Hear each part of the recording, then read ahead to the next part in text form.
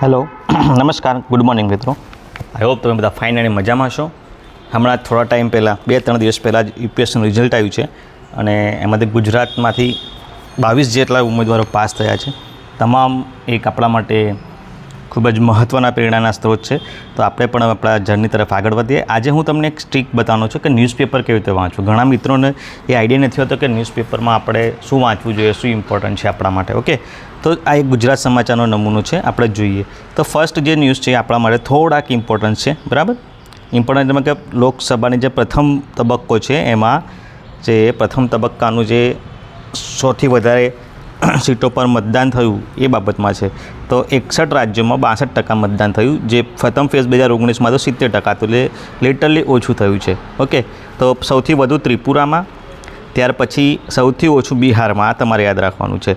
અને એક સાથે 10 રાજ્યોમાં એક જ તબક્કામાં મતદાન પૂર્ણ થઈ ગયું, બરાબર। એટલે 10 રાજ્યો પૂર્ણ થઈ ગયા મતદાનની બાબતમાં। ઓકે, ત્યાર પછી છે નાના મોટા જે સમાચાર હોય છે આપણે ખાસ એટલા ઇમ્પોર્ટન્ટ હોતા નથી આપણા માટે। એ કેટલું ઇમ્પોર્ટન્ટ હતું કે ફર્સ્ટ ફેઝનું એ સમાચાર હતા, બરાબર।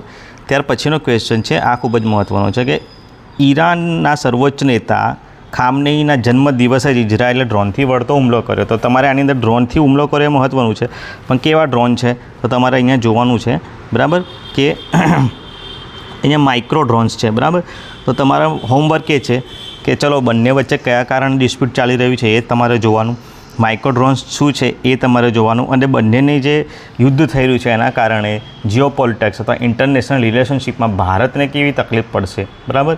રશિયા યુક્રેન યુદ્ધ વખતે ભારતને જે ઓઇલ બાબતની જે તકલીફ પડી હતી, બરાબર, ક્રૂડ ઓઇલ, શું આ બંને દેશો વચ્ચે જે યુદ્ધ ચાલી રહ્યું છે તો એના ઇમ્પેક્ટ ભારત પર શું પડશે, તમારે ખાસ એ સિચ્યુએશન ધ્યાન રાખવાની કે કોઈ પણ વખતે, કોઈ પણ ઇન્ટરનેશનલ કોઈ પણ ડિસ્પ્યુટ વખતે, ઇન્ટરનેશનલ કોઈ પણ મહત્ત્વની ઘટના વખતે એનું ભારતના રાજકારણ, ભારતના અર્થશાસ્ત્ર પર શું પ્રભાવ પડશે એ તમારે ખાસ જોતું રહેવાનું રહેશે, બરાબર।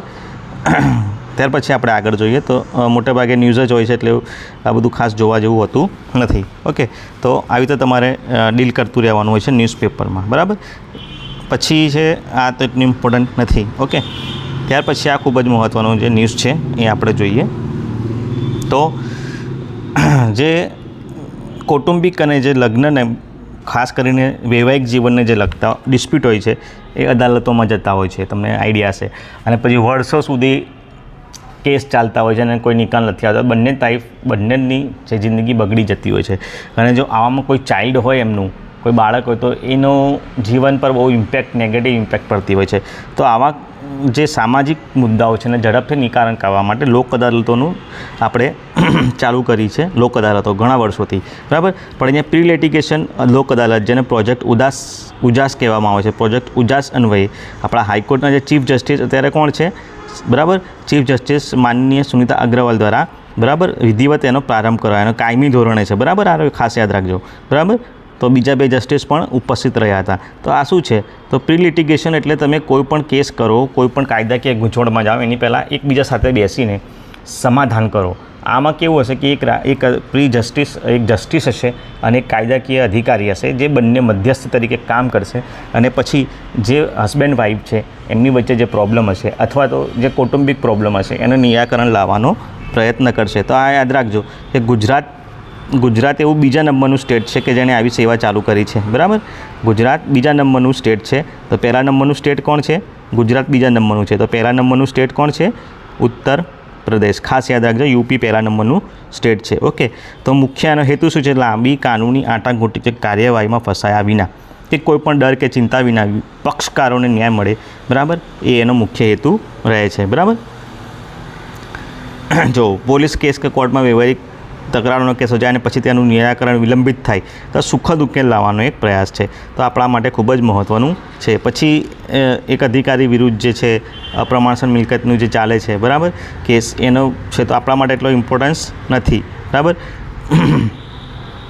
ત્યાર પછીનું છે એ પણ આપણા માટે ઇમ્પોર્ટન્ટ નથી। આ આપણા માટે મહત્ત્વનો ન્યૂઝ છે કે આરબીઆઈએ રાજકોટ સહકારી જે બેંક છે, નાગરિક સહકારી બેંક, એને દંડ કર્યો છે, કેટલા રૂપિયાનો, 43 લાખ રૂપિયાનો દંડ કર્યો છે। શા માટે, બરાબર, તો એમના જે ડિરેક્ટર હતા એમણે જે આપણી ગાઈડલાઈન છે બેંકની, બરાબર, એને ઉપરવટ જઈને બરાબર બિઝનેસ રિલેશનમાં લોન આપી છે અને ગેરરીતિ આચરી છે બરાબર.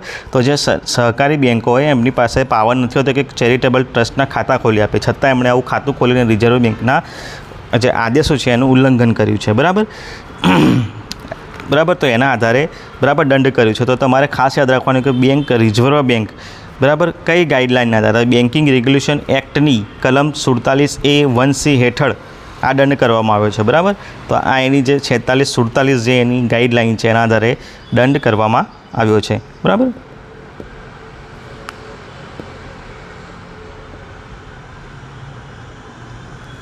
અને બીજો એમના પર આરોપ છે કે પાત્રતા ના ધરાવતા હોવા છતાં પણ વ્યક્તિઓને ખાતા ખોલી આપ્યા છે. ઓકે, પછી બનાવટી જે ઘી પકડાયું છે એ આપણા માટે ખાસ મહત્ત્વનું નથી, પણ કોણ પકડે છે ખાસ મહત્વ છે. ફૂડ એન્ડ ડ્રગ્સ કમિશનરની પાસે આ જે હોય છે આ સત્તા એ હોય છે બરાબર. ત્યાર પછી જોઈશું, બધા જ આપણા માટે મહત્ત્વના સમાચાર હોતા નથી, પણ જે મહત્ત્વના છે તમારે નોટ ડાઉન કરવાના રહે છે બરાબર. ત્યાર પછી આપણે આગળ વધીએ. આ એક મહત્ત્વનો જે પોલ્યુશનને લગતો છે. તો પોલ્યુશનના કોઈપણ એસેમાં તમે આ ઠાલવી શકો છો. આ રહ્યું લખી શકો છો. આ રહ્યું કે સાબરમતી નદીમાં પ્રદૂષણ કેટમાં સહાયક કટનો મોટો ખુલાસો બરાબર. અમ્યુકોજ એટલે કે આપણી જે એએમસી છે જ ખુદ સુએજનું પાણી ટ્રીટ કર્યા વિના સાબરમતીમાં ઠાલવે છે. તો એક નૈતિકતાનો મુદ્દો થયો કે જેને જે કામ માટે રાખ્યા છે એ જ જો સંસ્થાઓ કરશે તો પર્યાવરણનું આપણે પ્રદૂષણ કેવી રીતે અટકાવી શકીશું બરાબર. ના સોગંદનામા આધારે ગુજરાત કોર્ટ સમક્ષ ખુલાસો કર્યો છે બરાબર કે એક બાજુ સાબરમતીને શુદ્ધ કરવાના પ્રયાસો હાથ ધરાય છે અને અદાલત પણ સમગ્ર મામલે ગંભીર છે, પરંતુ કમનસીબ બાબત એ છે કે ખુદ અમદાવાદ મ્યુનિસિપલ કોર્પોરેશન જ ડોમેસ્ટિક સુએજ અને તેના ટ્રીટમેન્ટ પ્લાન્ટ મારફતે ટ્રીટ કર્યા વિના સીધું પાણી બરાબર. પાણી તમે નદીમાં છોડી શકો છો, પણ એને ટ્રીટ કરવું પડે. ટ્રીટ કર્યા વિનાનું પાણી ખૂબ જ હાનિકારક હોય છે બરાબર. પર્યાવરણ માટે પણ માણસના લાઈફ માટે પણ ખૂબ જ હાનિકારક હોય છે બરાબર. તો આ ખૂબ જ ગંભીર નોંધ લીધી છે બરાબર. એટલે આપણા માટે ખૂબ જ મહત્ત્વનું છે કે એક એથિક્સનો લગતો મુદ્દો હતો બરાબર. ત્યાર પછી છે આ આપણા માટે ખાસ એટલું મહત્ત્વનું નથી. ઓકે, પછી આ કોઈક મૂર્તિ છે, ફોટો છે બરાબર, તો એ પણ આપણા માટે મહત્ત્વનું નથી. ઓકે, આવી રીતે તમારે ન્યૂઝપેપર જતું જવાનું એટલે પોતે ખાસ યાદ રાખવાનું કે શું ખૂબ જ આપણા માટે મહત્ત્વનું છે. પછી જો આ દરેક સ્પર્ધાત્મક એક્ઝામની જે તૈયારી કરે છે એમના માટે ખૂબ જ મહત્ત્વનું છે મિત્રો બરાબર. આ રહ્યું કે 8 અને 9 મેની જે પરીક્ષા હતી બરાબર, કાર્યક્રમ યથાવત રહેશે બરાબર. બાકી જે સ્પર્ધાત્મક પરીક્ષાઓ છે વર્ગ 3ની બરાબર એ હાલ પૂરતી સ્થગિત કરી દે છે લોકસભાની ચૂંટણીના કારણે. શરૂઆતમાં પણ કેટલાક તબક્કાની રદ કરી હતી, આ પણ રદ કરી છે બરાબર. તો 8 અને 9 મે બરાબર ચાલુ રહેશે, પણ એ પહેલાંની જે છે બરાબર કઈ છે તો 20, 21, 27 અને 28મી એપ્રિલ તેમજ 4મી અને 5મી મેની રોજમાં હતું બરાબર. તો આટલી જે છે આટલા તારીખોની એમના માટે ખુશ ખબર છે કે પરીક્ષા અત્યારે સ્થગિત કરવામાં આવી છે બરાબર. 8, 9 જે લેવાની છે રાગવેતા મુજબ લેવામાં આવશે અને બાકીની જે તારીખો છે એને જે સ્થગિત થઈ છે એના માટે ફરીથી એ લોકો નવી તારીખ બહાર પાડશે બરાબર. ત્યાર પછી આપણે આગળ જોઈએ તો પછી તો ન્યૂઝપેપરમાં સૌથી વધારે શું હોય છે? જાહેરાતો. ઓકે, પછી એક આ મહત્ત્વનો પ્રશ્ન છે કે અમેરિકામાં 6% ભારતીયો ગરીબી રેખા નીચે જીવે છે. એટલે ફોરેનમાં જઈને પણ આપણા લોકોની સ્થિતિ એવી સુધરી નથી. ઓકે, તો આ ભાઈ એક જે તમારા માટે હોય કે ભાઈ લોકો દેશ છોડીને જાય છે બરાબર, જેને માઇગ્રેશન કહેવામાં આવે છે બરાબર, બ્રેન ડ્રેન જેને કહેવામાં છે. બ્રેન ડ્રેન થયા પછી ત્યાં એમની શું સ્થિતિ હોય છે એ પણ ખૂબ મહત્ત્વનું છે. ઓકે, ત્યાર પછી જો તમે કોઈક સાંસ્કૃતિક બાબતમાં લખવું હોય તો આપણે લખી શકાય કે ભારતમાં ચૂંટણી બરાબર એક કંઈ સ્વતંત્ર પછીની નવી પ્રક્રિયા નથી. તો આપણા શાસ્ત્રોમાં અને ભૂતકાળમાં પણ તમે જોશો કે ચૂંટણી પ્રક્રિયા આવી રીતે નિષ્પક્ષ રીતે થતી હતી બરાબર. ગણ રાજ્યો જે હતા બુદ્ધ સમયના બરાબર, ખાસ યાદ રાખજો, હિસ્ટ્રીનો ક્વેશ્ચન થઈ જાય છે. તો બુદ્ધ સમયમાં 2500 વર્ષ પહેલે છંદ સલાકા દ્વારા મતદાન થતું હતું બરાબર. છંદ સલાકા દ્વારા મતદાન થતું હતું. શું પ્રોસેસ છે આપણે જોઈએ બરાબર. છંદ વપરાતો અને બેલેટ કે ઈવીએમની જગ્યાએ છંદ સલાકા એટલે એક પ્રકારની લાકડી હતી બરાબર. આ યાદ રાખજો, છંદ સલાકા એક્ઝામમાં પૂછાય કે બૌદ્ધ સમયમાં છંદ સલાકા શું છે? તો છંદ સલાકા બરાબર, એક પ્રકારની લાકડી અથવા દંડી હતી જે વ્યક્તિ ચૂંટણીમાં હોય તેના ચિહ્ન સાથેની એક પેટી બનાવવામાં આવતી અને તે પેટીને મંજૂસ કહેવામાં આવતી. જો આ બધા ક્વેશ્ચન છે ને યુપીએસસીમાં જીપીએસસીમાં આવા પૂછાય છે, પછી આપણે ન્યૂઝપેપરના વાંચે એટલે આપણને એમ લાગે કે આ તો ચોપડીમાં નથી. અમુક ક્વેશ્ચનો ચોપડીમાં ક્યાં સીધા હોતા નથી. બરાબર, તો તેને શું કહેવાય છે? મંજૂસ કહેવામાં આવતું. છંદ મંજૂસા એટલે મતપેટી. બરાબર, છંદ મંજૂસા એટલે મતપેટી. બરાબર, તો અલગ અલગ મત ઉમેદવારોની પેટીમાં પડેલી લાકડીઓની ગણતરી કરીને વિજેતાની જાણ. એટલે તમે અત્યારે જે બેલેટ નાખો છો અથવા જે પહેલાં બેલેટ હતું, બરાબર, બેલેટ પેપર, એની જગ્યાએ લાકડી હતી અને પછી મત ગણતરી કરવામાં આવતી. બરાબર, આજે છંદને કાવ્ય સદસ્ય એટલે છંદ સલાકા યાદ રાખજો, એક પ્રકારની લાકડી અને છંદ મંજૂસા એટલે મતપેટી. ઓકે, બસ આ રીતે થતું હતું. બરાબર, અને ભારતમાં સૌપ્રથમ સામાન્ય ચૂંટણી 1951-52 થઈ તેને લગભગ ઘણા લાંબા સમય સુધી ચાલી હતી. બરાબર, પરંતુ બૌદ્ધ સાહિત્ય જે આપણા સૌથી વધારે બૌદ્ધ સાહિત્યમાંનું બહુ સ્પષ્ટ રીતે ઉલ્લેખ છે. બરાબર, ભારતીય ચૂંટણી પ્રક્રિયાનું. બરાબર, તો ભારતમાં લોકશાહી એ આજકાલની છે નહીં. બરાબર, ખૂબ જ મહત્ત્વના તમારા માટે આર્ટિકલ છે. બરાબર, એ સમયે છંદ સલાકાને ભેગી કરનારને જે વ્યક્તિના હતા તેમને સલાકા ગ્રાહક કહેવામાં આવતો, જે છંદ સલાકા ભેગી કરતા. બરાબર, અલગ અલગ રંગમાં રંગવામાં આવતી. આજે તેને પોલિંગ ડ્યુટી માટે પોલિંગ ઓફિસ તરીકે નિમણૂક કરવામાં આવે છે તેવા સલાકા ગ્રાહક એ વખતે હતા. ઓકે, તો આ એક સલાકા ગ્રાહક એટલે સલાકાના સંગ્રાહક તરીકે ઓળખવામાં આવે છે પાલી ભાષામાં. તો કેટલું મહત્ત્વનું છે જો ન્યૂઝપેપરમાંથી આપણને અહીંયાથી પ્રશ્ન આખો મળી જાય. બરાબર, ત્યાર પછી જોઈએ તો એ ખાસ એટલું બધું મહત્ત્વનું આપણા માટે નહીં. બરાબર, દરેક ન્યૂઝપેપરમાં ખરેખર એવું હોય છે. બરાબર, પછી મહત્ત્વનું ન્યૂઝપેપર છે કે ભાઈ મોરબી ઝૂલતા જે પુલનો કેસ છે. બરાબર, તો કઈ કંપની સંડોવાઈ હતી? ઓરેવા કંપનીને હાઈકોર્ટની ફટકાર. ઓરેવા કંપની એક સપ્તાહમાં ખુલાસા સાથેનું સોગંદનામું રજૂ કરવા આદેશ કર્યો. તો આપણે અહીંયા ન્યાય પ્રક્રિયા પર આપણે જોઈ શકીએ છીએ કે ન્યાય પ્રક્રિયા આપણી કેટલી ધીમી છે એવું કહી શકાય. બરાબર, તો ન્યાયિક સુધારાઓમાં તમે લખી શકો છો કે ભાઈ એવા નિયમો લાવવા જોઈએ કે હાઈકોર્ટ કંઈક વસ્તુ માગે છે. બરાબર, તેમ છતાંય લોકો એમને પ્રોવાઈડ નથી કરતા, તો ખૂબ જ થોડોક ટાઈમ આપીને કોર્ટ ઓફ કન્ટેમ્પ્ટ કરવું જોઈએ અને એવી કોઈ પ્રોસેસ લાવવી જોઈએ. બરાબર, તો જે ન્યાય મળવાની પ્રક્રિયા ખૂબ જ ઝડપી થાય. બરાબર, બબ્બે હુકમ છતાં જો બે વખત હાઈકોર્ટે હુકમ કર્યા છે ત્યારે કંપની કોઈ રાજીનામું રજૂ કરતી સોગંદનામું રજૂ કરતું નથી. તો કોર્ટ ઓફ કન્ટેમ્પ્ટ થાય, કન્ટેમ્પ્ટ ઓફ કોર્ટ થાય એટલે પછી એમને દોડવું પડે.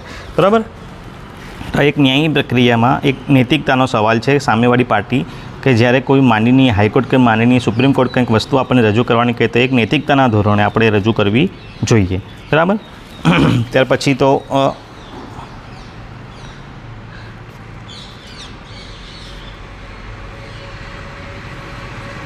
બસ પછી તો બધું કંઈ એટલું બધું છે નહીં.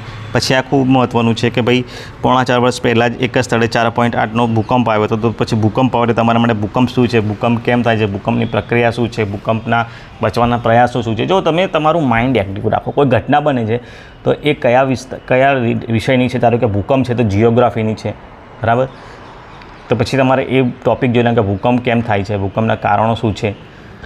બરાબર, ભૂકંપ એપિસેન્ટર શું છે, સિસ્મિક વેવ શું છે, એલ વેવ શું છે, એસ વેવ શું છે, પી વેવ શું છે, આ બધું તમારે જોઈ લેવાનું. બરાબર, તો આ હું તમને એક ટેકનિક શીખવાડું છું ન્યૂઝપેપર રીડિંગની. બરાબર, પછી જો આ મંદીનો છે ઇકોનોમીનો પ્રશ્ન છે. પશ્ચિમી દેશોમાં મંદીની ટેક્સટાઇલ પર નિકાસ પર અસર થઈ રહી છે. બરાબર, મંદીને પરિણામે ગત વર્ષે નાણાં ટેક્સટાઇલમાં નિકાસમાં 3 ગણાનો ઘટાડો થયો હતો. તો વૈશ્વિક મંદી જે છે એ થઈ રહી છે, તો એના કારણે ભારત પર શું અસર પડશે એ આર્ટિકલ તમે વાંચો તમને આઈડિયા આવશે. બરાબર, ત્યાર પછી છે ઇઝરાયલ. બરાબર, આ તો બિટકોઇનમાં મોટી અફરાતફરી. તો બિટકોઇન શું છે તમારે જોવાનું. બરાબર, ત્યાર પછી વૈશ્વિક સોનું જે છે ઇઝરાયલ સંઘર્ષના કારણે જો બે કારણો અસર મળી ગઈ. એક તો જે સોનું છે, બરાબર, રેકોર્ડ ટોચ પરથી ગબડી ગયું. બરાબર, કોના કારણે? સંઘર્ષના કારણે, ઇઝરાયલ સંઘર્ષના કારણે. બરાબર, અને ઈરાન પર હુમલાના કારણે શું બિટકોઇનમાં અફરાતફરી થઈ ગઈ. તો જો આર્થિક બજારો પર કેટલી મોટી અફરાતફરી થઈ છે. ચાંદીમાં પણ મોટું ઉછળકૂદ થઈ છે. પેલેડિયમ નીચામાં $1000 નીચે જતો રહ્યો. ક્રૂડ ઓઇલ પણ દબાણ જોવા મળ્યું. તો તમે જુઓ કે એક ઘટનાને કારણે કેટલી બધી ઇમ્પેક્ટ પડી રહી છે. બરાબર, પછી છે IMFનો જે મહત્ત્વનું છે કે ચૂંટણી વર્ષમાં રાજકોષીય શિસ્તતા જાળવવી એ ભારતનું જમા પાસું છે. તો ભારતની ચૂંટણી પ્રક્રિયાનું એમણે વખાણ કર્યા છે. તો તમે આપણે એક ઉપલબ્ધિમાં તમે લખી શકો છો. તો તમારા માટે મહત્ત્વનો ક્વેશ્ચન છે IMF શું છે, ઇન્ટરનેશનલ મોનેટરી ફંડ. બરાબર, એ શું છે એ તમારે એને ડિટેલ લખવાની છે. કોઈ પણ મહત્ત્વની સંસ્થા ચર્ચામાં હોય ખાસ કરીને ભારતના વખાણ કરે તો તમારી ફરજ બને છે કે એના વિશે તમે થોડું ઘણું જાણી લો, બરાબર. ત્યાર પછી ખેડૂતોનો લગતો પ્રશ્ન છે, બરાબર. આ બી તમે દર્શાવી શકો, બરાબર, કે આવક ઓછી થઈ રહી છે, ખાતરના ભાવ વધ્યા છે, જે ખેડૂતોમાં ચિંતાનો પ્રશ્ન છે. તો તમે લખી શકો છો કે ખેતીની કેમ આવી હાલત થઈ રહી છે, બરાબર. તો ખેતીની હાલત કેમ કથળી રહી છે, તો લોકો ખેતી કરવાનું કેમ મૂકી રહ્યા છે, તો એક પ્રશ્ન છે, બરાબર. ત્યાર પછી સેન્સેક્સનું છે, સેન્સેક્સ અપડાઉન રહે છે, બરાબર. તો એ ઇઝરાયલ, જો આ બીજું મહત્ત્વનું કારણ મળી ગયું તમને, ઇફેક્ટ મળી ગઈ. સપ્તાહના અંતે સતત ઉથલપાથલ જારી, સેન્સેક્સનું 673 પોઈન્ટનું ગાબડું, બરાબર. શાના કારણે? ઇઝરાયલ ઈરાન વોરના કારણે. ઓકે, તો આ તમારે જોતું રહેવાનું આવું બધું, બરાબર. ક્રૂડ જો આ રહ્યા, જોઈ લો તમે, આ આખી જે ઇફેક્ટ છે એ શાના કારણે છે? આના કારણે જ છે, બરાબર. ખાદ્ય તેલનો ભાવ તૂટ્યો, ઘર આંગણે બજારમાં ઝડપી ઘટાડો, બરાબર. શેરબજારો ઉછળતા, કરન્સી બજારમાં રૂપિયો ઊંચકાયો. આ ખાસ જો, આ બધું જો, આ જે છે, બરાબર, ખૂબ જ મહત્ત્વનું છે. હિન્દુસ્તાન ઝીંક વિશ્વની, બરાબર, આ નાનો ન્યૂઝ તમારા માટે મહત્ત્વનું. ઝીંક વિશ્વની ત્રીજી સૌથી મોટી ચાંદી ઉત્પાદન કંપની બની ગઈ છે, બરાબર. પછી જો આ ઇફેક્ટ છે કે ભાઈ લોકોની રોજગારી છીનવાઈ રહી છે મંદીના કારણે, બરાબર. એટલે તમારે આ ન્યૂઝપેપર વાંચો ને તો તમારે લખવાની એક નોટ્સ બનાવવાની તૈયારી રાખવી, બધું ડિટેલમાં લખવું જોઈએ, મેન મુદ્દા તમે લખતા રહેવું, બરાબર.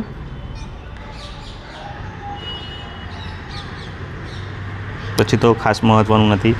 અને ખાસ હું તમને કહું કે જે કોલમો આવતી હોય છે ને એ વાંચવાનું રાખો, એ તમારા મેન્સ માટે ખૂબ જ મહત્ત્વનું રહેશે, બરાબર. જો આ ભારતની ચૂંટણીનો મહાસંગ્રામ છે, બરાબર. તો તમે અહીંયાથી લખી શકો છો, ઘણા તમને મુદ્દા મળી રહેશે, બરાબર. ચોખ્ખા ઉમેદવારોને રહેવા માટે તૈયાર રહેવું પડે છે, બરાબર. તો આ બધું ખૂબ જ મહત્ત્વનું છે.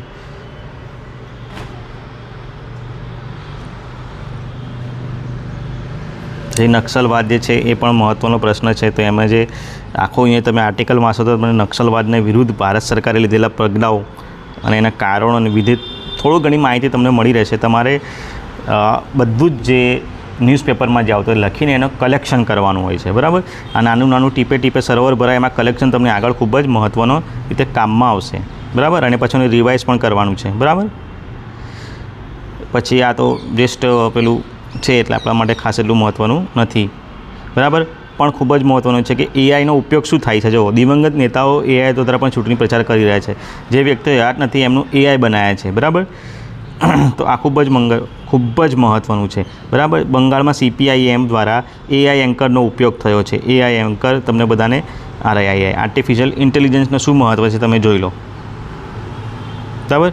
ટેકનોલોજીએ ચૂંટણીનો યુગ જ બદલી નાખ્યો છે. ટેકનોલોજીનો ચૂંટણી પર શું ઇફેક્ટ થઈ છે, બરાબર, એ એક મહત્ત્વનો એસે છે, અથવા તો કોઈ એઆઈની અથવા તો ટેકનોલોજીના કારણે શું પરિવર્તન આવે છે એના ભાગરૂપે આ આખો આર્ટિકલ તમને ખૂબ જ મહત્ત્વનો પુરવાર થશે, બરાબર. સાથે સાથે એના દુરુપયોગની પણ સંભાવનાઓ છે, બરાબર. તો એક્ઝામમાં પૂછાય કે એઆઈ રાજકીય પરિદૃશ્ય કેવી રીતે બદલી શકશે, તો આ રીતે તમે આખું જો વાંચ્યું હોય તો તમને 100% યાદ આવી શકે છે, બરાબર. પછી આ તો સ્ટાર કમ્પેનિયનનું છે, બરાબર. તો એટલું મોટું ખૂબ જ મહત્ત્વનું આપણા માટે નથી, બરાબર. પછી આ સ્કોટલેન્ડના એક ઝરણામાં 2 જણા ડૂબી ગયા છે, બરાબર. તો આપણા માટે ખાસ મહત્ત્વ નથી, પણ આવા ન્યૂઝમાં જો એ ઝરણા અથવા જો નદી અથવા એનું ખાસ નામ આપવામાં આવ્યું હોય તો એ તમારે જોઈ લેવાનું રહેશે, બરાબર. પછી આ તો કેજરીવાલજીનું છે, બરાબર. પછી આ મહત્ત્વનું છે તમારા માટે કે સુલેવાસી ટાપુ પર અફરાતફરી, ઇન્ડોનેશિયાનું જ્વાળામુખી ફરી ફાટતા હજારોનું સ્થળાંતર. તો આ એક જ્વાળામુખી કેમ પ્રસ્ફોટન થાય છે, જ્વાળામુખીના પ્રકારો શું છે, જ્વાળામુખી કારણો શું છે, જ્વાળામુખીને કારણે કઈ રચનાઓ થાય છે, તે ભૂગોળનો મહત્ત્વનો પ્રશ્ન છે. કોલ્ડેરા અને જ્વાળામુખી પર્વતો, જ્વાળામુખી ઝીલ, એવી બધી જે જ્વાળામુખી તળાવોનું પણ નિર્માણ થાય છે. તો કેમ થાય છે તમારા માટે મહત્ત્વનું છે. જ્વાળામુખી જે ટૉપિક છે તમારા માટે મહત્ત્વનો છે, બરાબર. એક્ઝામમાં પૂછાય કે ચર્ચામાં રહેલો સુલાવેસી ટાપુ ક્યાં આવેલો છે, તો તમે જોઈ શકો છો કે ઇન્ડોનેશિયામાં આવેલો છે, બરાબર. અને અહીંયા એક આંતરરાષ્ટ્રીય એરપોર્ટ પણ છે, ઓકે. તો આ ખૂબ જ મહત્ત્વના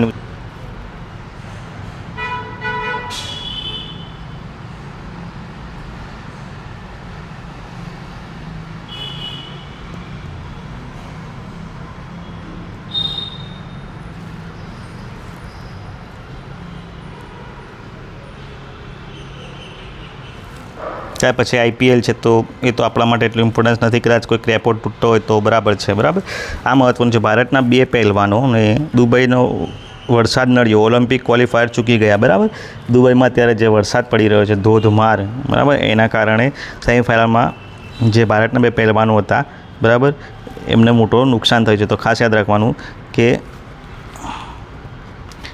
છેલ્લા 75 ઓવરમાં સૌથી વધુ વરસાદ પડી રહ્યો છે, યાદ રાખજો. બરાબર,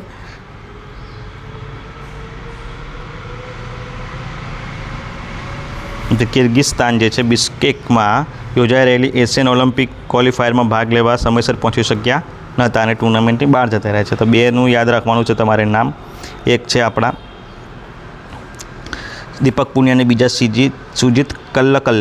તમને પૂછાય સુજીત કલ્લકલ કઈ ગેમ સાથે સંકળાયેલા છે, તો તમારે જણાવવાનું કે સંકળાયેલા છે આપણા ઓલિમ્પિકમાં. બરાબર, પહેલવાનું છે. ઓકે, ત્યાર પછી તો IPLનું છે, તો ઇટ ડઝન્ટ મેટર. બરાબર, પછી આ ચીનનું ફિક્સિંગ પકડાતા બેઇજિંગ હાફ મેરેથોનમાં ચીનનું ફિક્સિંગ પકડાતા આખરે પરિણામ તમામ રદ કર્યા. આ તમારા મહત્ત્વનું છે. એથિક્સ ઇન સ્પોર્ટમાં તમારે કામમાં આવશે. ઓકે, પછી કોણ છે જાપાનના 2 વખતના બેડમિન્ટન ખેલાડી કેન્ટો મોમેટા. યાદ રાખજો, કેન્ટો મોમેટા કોણ છે ચર્ચામાં રહેલા? તો તમને પૂછાય કે બેલ્જિયમના જે જાપાનના 2 વખતના વર્લ્ડ બેડમિન્ટન ખેલાડી છે, એમને નિવૃત્તિ જાહેર કરી છે. ઓકે, પછી કેન્ડિડેટ્સ ચેસ જે છે, બરાબર, એમાં એબોસૌને હરાવીને ગુકેશ પોઈન્ટ ટેબલમાં ફરી સંયુક્ત પડે ટોચ પર. ગુકેશ કોણ છે એ તમને પૂછાય, એબાસૌ કોણ છે તમને પૂછાય. ઓકે, આ બધું સ્પોર્ટનું જ છે. બરાબર, તો આપણા માટે એટલું બધું ખાસ ઇમ્પોર્ટન્ટ નથી. ઓકે, પછી આ બધું જે આગળના જે છે, બરાબર, એ બધા બાકીના લેખ છે. ઓકે, તો આ ન્યૂઝ હતી જે આમાંથી ખૂબ જ મહત્ત્વની આપણે જોઈ લીધી. બરાબર, ખાસ એટલું બધું હવે કોઈ છે નહીં. બરાબર,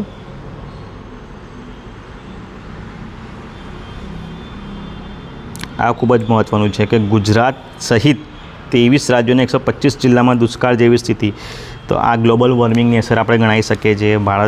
માણસના હસ્તક્ષેપોને કારણે આ સ્થિતિ સર્જાય, આપણે એવું કહી શકીએ. બરાબર, રેકોર્ડ બ્રેક ગરમી શક્યા હતા. 8 રાજ્યોમાં 5 દિવસ સુધી હીટ વેવ રહેશે. તો તમારા માટે મહત્ત્વનું છે, ખૂબ જ મહત્ત્વનું છે. હું તમને સમજાવું છું આ હીટ વેવ શું છે. બરાબર, એ તમારા માટે ખૂબ જ મહત્ત્વનું છે. બરાબર, તો જનરલી હીટ વેવ એટલે એવી જે નોર્મલ કરતાં તાપમાન સતત 3-4 દિવસથી વધુ રહે, 5 દિવસથી અઠવાડિયા સુધી વધુ રહે. ધારો કે કોઈ સ્તરનું નોર્મલ તાપમાન આપણે એક્ઝ્યુમ કરીએ કે 25 ડિગ્રી સેલ્સિયસ હોય, પણ એથી વધુ સતત રહેતું હોય તો એને હીટ વેવ તરીકે ઓળખવામાં આવે છે. બરાબર, તો તમારા માટે હીટ વેવ શું છે, એના કારણો શું છે, એની અસરો શું છે, એનાથી બચવા શું કરવું જોઈએ. બરાબર, એ ખૂબ જ મહત્ત્વનું છે જાણવું. બરાબર, પછી તો આપણા માટે ખૂબ જ એવું મહત્ત્વ નથી, પણ અમેરિકાને ટિકટોક પર પ્રતિબંધ મૂકી દીધો. બરાબર, આપણે ભારતે પણ મૂક્યો છે. બરાબર, તો ચીનની જે એપ્લિકેશન છે, ચીનની એપ્લિકેશન બધી સ્પાય એપ્લિકેશન કહેવાય છે. બરાબર, એટલે કે જાસૂસી એપ્લિકેશન છે. તમે ડાઉનલોડ કરો, તમારા પર્સનલ ડેટા એ લોકો જાણી લે છે. બરાબર, ઓકે, તો ચીનનું આકરું વલણ, એપલે વોટ્સએપ અને થ્રેડ્સને એપ સ્ટોરમાંથી કાઢવા પડ્યા. બરાબર, US-UN વચ્ચે ચાલતા ટ્રેડ અને ટેકનોલોજી વોર. જુઓ, પહેલાં તો વોર હતા, હવે કેવા વોર છે? ટ્રેડ અને ટેકનોલોજી વોરના. આવા શબ્દો તમે તમારી એક્ઝામમાં પ્રયોગ કરો તો તમારે માર્ક્સ વધવાની શક્યતા હોય છે. બરાબર, અન્ય કરતાં. ઓકે, પછી એર ટેક્સીનું જે છે,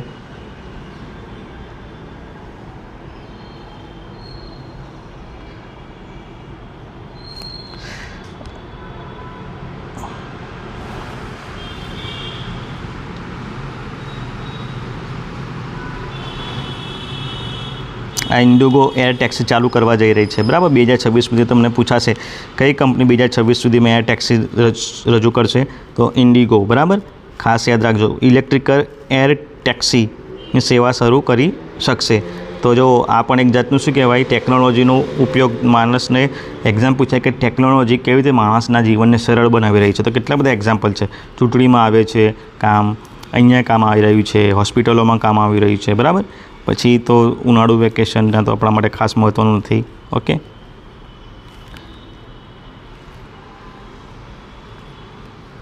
ઓકે, તો આ હતા ન્યૂઝપેપર. આપણે રેન્ડમલી ન્યૂઝપેપર સિલેક્ટ કર્યું છે. આપણે એવું કોઈ નથી કે કોઈ ન્યૂઝપેપરનો પ્રચાર કરીએ છીએ. તો આવી રીતે દરેક ન્યૂઝપેપર છે, ગુજરાત છે, સંદેશ છે, દિવ્ય ભાસ્કર છે, તો તમે ત્રણેય વાંચતા હશો તો ઓલ ઇન વન દરેકમાં 2-3 ન્યૂઝ ડિફરન્ટ હશે, બાકી બધા સેમ જ હશે. તો તમે ત્રણેય વાંચતા હો તો ત્રણેયમાંથી કમ્બાઈન કરીને લખવાનું રાખો, જે અલગ અલગ હોય. ઓકે, રોજ ના લખી શકો તો 2-3 દિવસ એકવાર લઈને બેસો અને 2-3 કલાક ફાળવી દો. તો તમે જાતે વર્ક કરશો તો શું થશે કે તમને યાદ પણ રહેશે અને રિવાઇઝ કરવામાં સરળતા રહેશે. આ સિવાય કોઈ સારું એક સ્ટાન્ડર્ડ મેગેઝિન પણ વસાવો તો તમને ડબલ રિવિઝન થશે. જો તમે લખ્યું હશે એ યાદ રહેશે, લખેલું તમે વાંચશો બરાબર આખા મહિના સુધી, અને પછી મહિના પછી કદાચ મહિના પછી બીજી એની કોઈક રિવિઝન કરવા માટે તમને એની જે કોઈક મટીરિયલ મળી રહે છે, ધારો કે કોઈક મેગેઝિન તમે વાંચો તો ડબલ ત્રિપલ રિવિઝન થશે, તો તમને માઇન્ડમાં બધું કેચઅપ ઇઝીલી થઈ જશે. તો આ એક હતી, મેં તમને સમજાવી. ટ્રાય કરીશ કે દર વખતે લઈને આવું, પણ મારી પાસે એટલો ટાઈમ હોતો નથી. તેમ છતાં હું તમારા માટે લઈને આવ્યો છું. તો હોપ કે તમને ગમ્યું છે. તમે તમામ જે નવા મિત્રો છે એમને ખાસ વિનંતી કે ચેનલને લાઇક, શેર અને સબસ્ક્રાઈબ કરતા રહો.